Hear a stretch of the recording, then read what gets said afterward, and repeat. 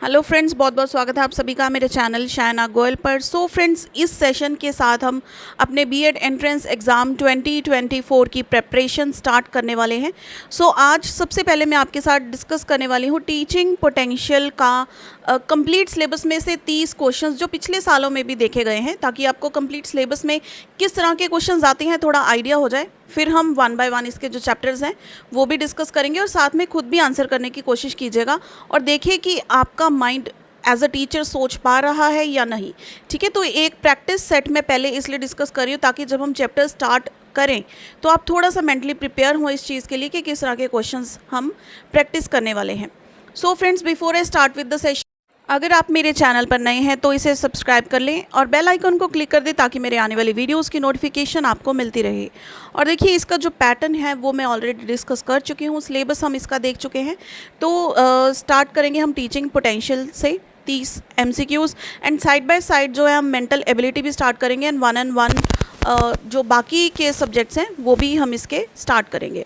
So the first question here is, teaching would be more effective if the teacher makes his intent purposeful, या फिर is matter of the subject, या फिर usage various instructional ads, या फिर declares his objectives in the beginning. तो देखिए, teaching would be more effective, teaching effective कब होगी? जब लर्निंग इफेक्टिव होगी। तो लर्निंग इफेक्टिव कब होगी? जब सभी बच्चों को अच्छे से समझ में आएगा। That will be by using various instructional aids, ताकि वो डिफरेंट तरीके से अपना कंसेप्ट एक्सप्लेन करें और बच्चों को वो चीज़ समझ में आ जाए। क्लियर?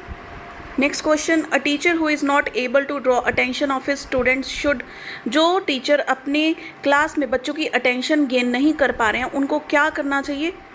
उनको क्या करना चाहिए कि अपनी टीचिंग मेथड्स को देखें, उनको इम्प्रूव करें, बजाय इसके कि वो रिज़ाइन कर दें या फिर बच्चों को बोलना स्टार्ट कर दें या फिर बच्चों में ही कमियां निकालनी स्टार्ट कर दें।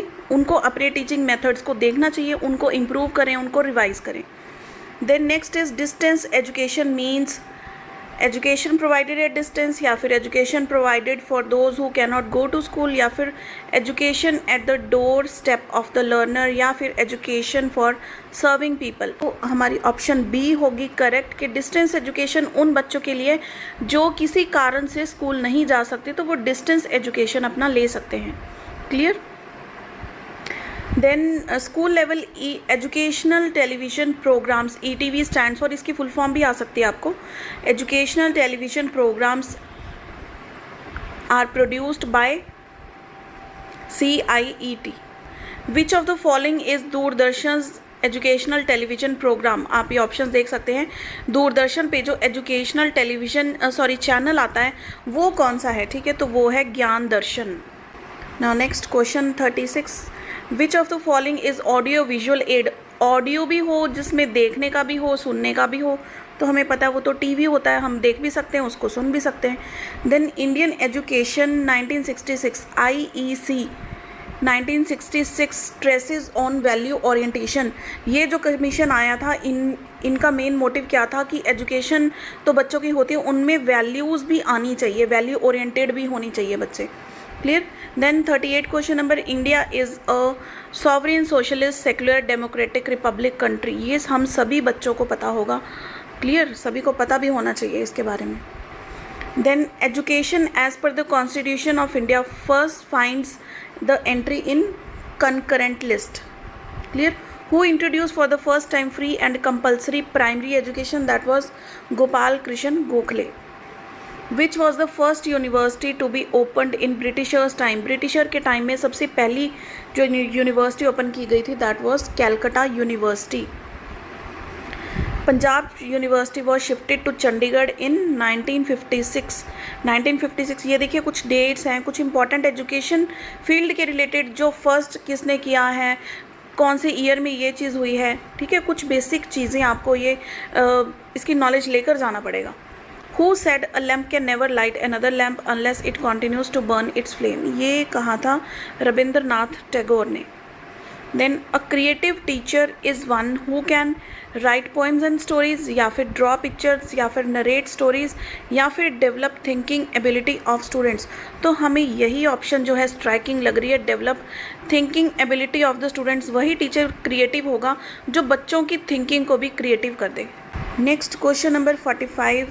If some of the students in the class are found to be using intoxicants, the teacher should inform the police, inform the headmaster या फिर advise them properly या फिर punish them. क्या करना चाहिए टीचर को advise करना चाहिए बच्चों को properly to not use them again. Next is which method is suitable for solving school problem faced by the teacher. तो टीचर स्कूल में जो प्रॉब्लम्स फेस कर सकते हैं उसको किस मेथड से हम सॉल्व कर सकते हैं, that is by the survey method. क्योंकि सर्वे किया जाएगा, सभी टीचर से पूछा जाएगा, क्लियर. तो हमें प्रॉब्लम्स पता लगेंगी कि कौन सी प्रॉब्लम टीचर्स को होती हैं क्लास में या फिर ड्यूरिंग स्कूल आवर्स. तो सर्वे मेथड से पता किया जा सकता है वो. Then 47, to identify non social children in your class you as a teacher would apply. बच्चों का आप किस तरह का टेस्ट लेंगे ताकि आपको वो बच्चे पता लगे जो शैतानी करते हैं, नॉन सोशल चिल्ड्रन जो नॉन सोशल एक्टिविटीज़ करते हैं. तो सोशियोमेट्रिक टेस्ट आप उनका लेंगे. When having a heterogenous group to teach. Heterogenous means variety of group होता है जहाँ पे आपके पास इंटेलिजेंट भी होते हैं, ठीक है, स्लो लर्नर्स भी होते हैं, ठीक है, बॉयज़ गर्ल्स सभी मिक्स है ग्रुप. ऐसे नहीं है कि सिर्फ इंटेलिजेंट बच्चों का ग्रुप है या फिर किसी को देखने में प्रॉब्लम हो सकती है, ठीक है, विजन प्रॉब्लम है, किसी को हियरिंग प्रॉब्लम है. उस सिचुएशन में वो होता है हेट्रोजेनस ग्रुप. तो टीचर को कौन सा मेथड फॉलो करना चाहिए, that should be the project method. क्योंकि प्रोजेक्ट में देखिए टीम्स असाइन कर दी जाती है, तो टीम में इतने मेंबर्स होते हैं, तो with the collaboration and with the support of each other member वो अपने प्रोजेक्ट को कंप्लीट भी कर सकते हैं और टॉपिक को समझ भी सकते हैं. Now teachers relationship with students should be. Teacher का स्टूडेंट्स के साथ किस तरह का रिलेशनशिप होना चाहिए. It should not be formal भी नहीं होना चाहिए, इनफॉर्मल भी नहीं होना चाहिए और प्रोफेशनल तो बिल्कुल नहीं होना चाहिए. That should be affectionate so that the teaching and learning environment can be created. Success of a profession depends on. किसी भी प्रोफेशन की सक्सेस किस चीज़ पर डिपेंड करती है. क्या policy to please individuals, maintaining relationship with people, loyalty to the superiors या फिर maintaining quality of work. Naturally अगर आप quality of work provide करेंगे ना, अगर आप बोर्ड पे भी पढ़ाएंगे, स्मार्ट क्लास यूज़ नहीं करेंगे, आपके काम में क्वालिटी है तो बच्चे आप ही से पढ़ेंगे, ठीक है. तो success of a profession depends upon maintaining quality of the work. Clear. बहुत ईजी से क्वेश्चन है, बस ज़रा ध्यान से सोचने की ज़रूरत है और कुछ भी नहीं है. Then 51 question number. Majority of the teachers in your school want you to be the staff secretary. ठीक है, काफ़ी सारे टीचर्स आपको अपॉइंट करना चाहते हैं स्टाफ सेक्रेटरी, लेकिन आप इतने कॉन्फिडेंट नहीं हैं. तो उस चीज़ को, उस प्रपोजल को आप किस तरह से रिएक्ट करेंगे उस पर. आप उनको क्लियरली बता देंगे कि आप ये नहीं कर सकते हैं, या फिर उनको बताएंगे कि आप कोई और पर्सन चूज़ कर लीजिए, या फिर उस चैलेंज को एक्सेप्ट करेंगे और कॉपरेशन लेंगे अपने को-मेट्स की या फिर को-टीचर्स की, ठीक है, सभी मैटर्स में, या फिर सजेस्ट करेंगे किसी और पर्सन का नेम जो उस ओहदे पर आ सकता है. So option C would be correct. As a teacher you should face the challenges and move ahead. Clear. So option C is the correct answer here. Next question 52. By which of the following methods the true evaluation of the students is possible. अब देखिए, बच्चों को अगर हमने evaluate करना, evaluate सिर्फ marks assign करना नहीं होता, ओवरऑल देखना होता है कि बच्चों ने कितनी परफॉर्मेंस की, इमोशनली, साइकोलॉजिकली, इंटेलेक्चुअली, ठीक है, स्पिरिचुअली, मॉरली बच्चे कितना डेवलप हुए. तो वो होता है कॉन्टीन्यूस इवेल्युएशन से. ऐसे नहीं है कि 10 दिन आपने महीने बाद इवैल्यूएशन कर ली, ठीक है, 6 महीने बाद आपने उनका टेस्ट ले लिया, ऐसे नहीं है. रेगुलर बच्चों को ऑब्जर्व करना, उसके बेसिस पर उनके ग्रेड्स या फिर मार्क्स असाइन होते हैं जो फाइनली इवैल्यूएट किया जाता है. Clear. Then internal assessment is good because. Internal assessment है ये गुड क्यों होती है. Students fear the teacher. बच्चों को टीचर से डर लगता है इसलिए, या फिर it gives weightage to classroom attention, या फिर only the teachers knows the progress and performance of the students, या फिर it will improve the aggregate score. अब देखिए, स्कोर की तो बात ही नहीं करते क्योंकि हम आज के टाइम में बात करते हैं एजुकेशन की, बच्चों की अपब्रिंगिंग की, ठीक है, उनकी कंप्लीट इम्प्रूवमेंट की, कंप्लीट ग्रो कर सकें वो, ठीक है, मॉरली, स्पिरिचुअली, इंटेलेक्चुअली, जो मैंने सारी बातें बोली हैं. क्लियर. तो इंटरनल असेसमेंट क्यों इम्पॉर्टेंट है, क्यों गुड है, because it gives weightage to classroom attention.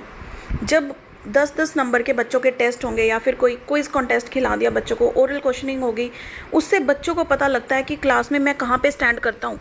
तो खुद को क्लास में मेंटेन करने के लिए बच्चों के साथ उनके एटलीस्ट उनके बराबर खड़े होने के लिए कंसेप्ट में, नॉलेज में बच्चे अटेंशन पे करते हैं क्लास में। So option B is the correct answer. It gives weightage to classroom attention. What are the characteristics of continuous and comprehensive evaluation? It replaces marks with grades. Yes, it does that. It helps in reducing examination phobia. Yes, it also does that. It evaluate every aspect of the student. ये भी करता है। CCE pattern जो है हमारा evaluation का। So answer is D, all of the above. A library helps the student to develop love for the books, comprehension ability, या फिर पर्सनल रिलेशनशिप्स, या फिर फ्रेंडली सर्कल।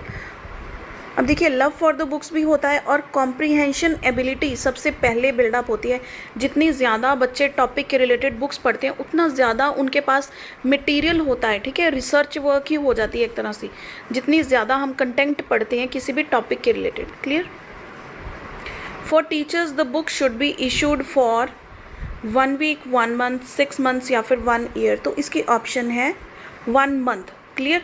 देखिए, इसी तरह से क्वेश्चन आ सकता है कि बच्चों के लिए जो बुक्स है वो कितनी देर तक इशू की जानी चाहिए, तो वो मैं आपको बता दूं, दैट इज़ फॉर 2 डेज़। इन दोनों में से एक क्वेश्चन आपको आएगा ही आएगा कि टीचर्स के लिए कितना टाइम पीरियड होता है बुक इशू करने का, दैट इज़ 1 मंथ, और स्टूडेंट्स के लिए होता है वो 2 days. Clear? Next, what do you understand by reference book? Reference book क्या होती है? Such a book cannot be issued, या फिर such a book cannot be taken out of the library, या फिर such book can be read only in the library, या फिर all of the above.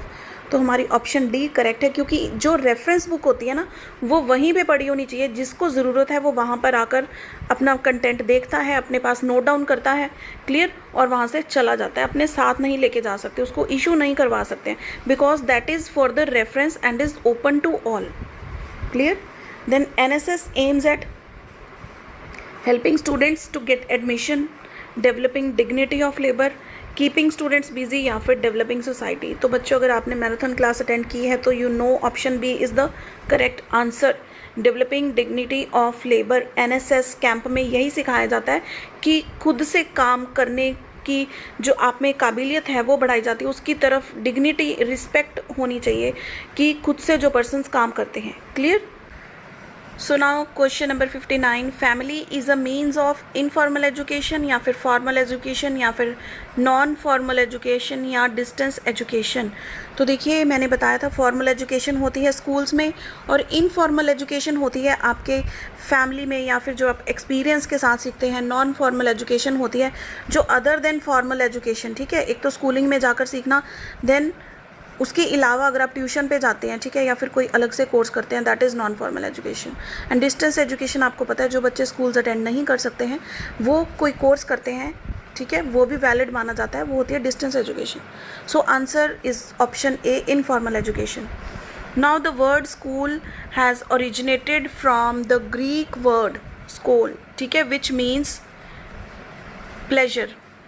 Okay, so friends, हमारे यहाँ पर 30 जो MCQs हैं टीचिंग पोटेंशियल के प्रीवियस ईयर पेपर्स में आए हुए हैं, ये कंप्लीट होते हैं। तो इसके साथ हमारा आज का सेशन कंप्लीट होता है। And in the coming sessions we will be discussing chapter by chapter of teaching potential and other topics as well, like mental ability है, ठीक है, आपके इंग्लिश या फिर दूसरी लैंग्वेजेस हैं, वो भी हम अच्छे से डिस्कस करेंगे। सो फ्रेंड्स, वीडियो को लाइक एंड शेयर ज़रूर कीजिएगा। मिलते हैं अगली वीडियो में।